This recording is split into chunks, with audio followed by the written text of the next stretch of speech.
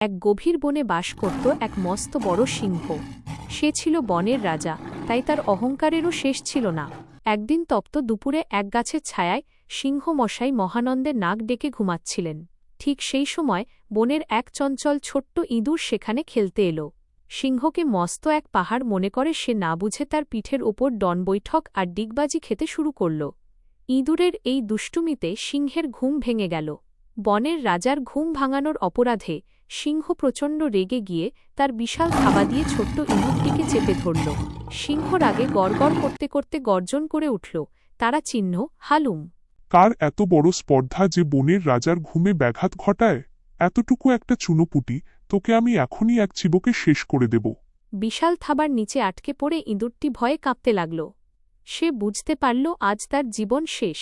সে হাত জোড় করে মিনতি করে বলল, তারা চিহ্ন ওরে বাবারে, মহারাজ দয়া করে এবারের মতো আমায় ক্ষমা করে দিন। আমি ইচ্ছা করে করিনি, খেলতে খেলতে ভুল হয়ে গেছে। আমাকে মেরে আপনার তো পেট ভরবে না। আপনি যদি আজ আমার প্রাণ ভিক্ষা দেন, আমি কথা দিচ্ছি ভবিষ্যতে আপনার কোনো বিপদে আমি অবশ্যই সাহায্যে আসব। ইঁদুরের মুখে এত বড় কথা শুনে সিংহ হো হো করে হেসে উঠল। সে উপহাসের সুরে বলল, তারা চিহ্ন, হা হা হা, তুই আসবি আমার সাহায্যে? তুই তো আমার একটা নখের সমানও নোস। তবে তোর এই চ্যাটাং চ্যাটাং কথা শুনে আমার বেশ মজাই লাগলো। যা, তোকে ছেড়ে দিলাম, পালা এখান থেকে। ইঁদুরটি হাফ ছেড়ে বেঁচে বলল, তারা চিহ্ন ধন্যবাদ মহারাজ, আপনার এই উপকার আমি জীবনেও ভুলব না। তারা চিহ্ন এই বলে সে দ্রুত সেখান থেকে পালিয়ে গেল। জীবনের মোড় পরিবর্তন। এই ঘটনার কিছুদিন পর বনের কয়েকজন শিকারী সিংহটিকে ধরার জন্য একটা মজবুত দড়ির জাল পেতে রেখেছিল। সিংহটি অসাবধানতাবশত সেই জালের ভেতর পা দিল এবং মুহূর্তের মধ্যে আটকা পড়ে গেল। জাল ছিঁড়তে না পেরে সিংহর আগে দুঃখে জোরে জোরে গর্জন করতে লাগল। তার গর্জনে পুরো বন কেঁপে উঠল। দূরের গর্তে বসে ইঁদুরটি সিংহের সেই চেনা গর্জন শুনতে পেল। সে বুঝতে পারল সিংহমশাই আজ বড় বিপদে পড়েছেন।